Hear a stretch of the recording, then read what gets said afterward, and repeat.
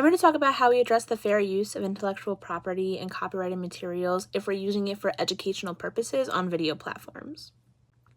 Fair use in educational contexts can allow you to legally use copyrighted material without permission, but only under certain conditions.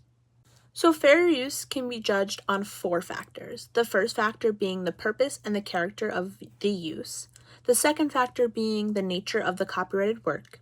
The third factor being the amount that is used, and then the fourth factor being the effect of the original work's market. Educational use supports fair use when the material is transformative, meaning that it adds commentary, criticism, or instructional value. However, this is not always a guarantee.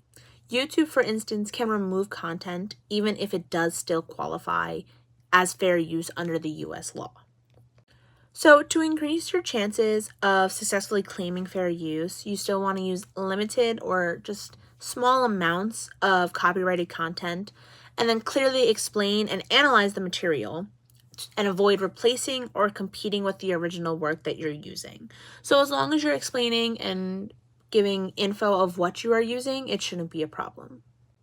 So if you're going to give credit, which is not a legal requirement for you to do, it is good practice and it helps demonstrate good faith usage and shows that you're not just wanting to take it for yourself. So ultimately, in the end, educational content creators should strive to use content that is properly licensed in the public domain or used in a genuinely transformative way that aligns with the fair use standards. If you're not going to do it in any way, you might get in trouble for it. You might not be able to do what you're wanting to do.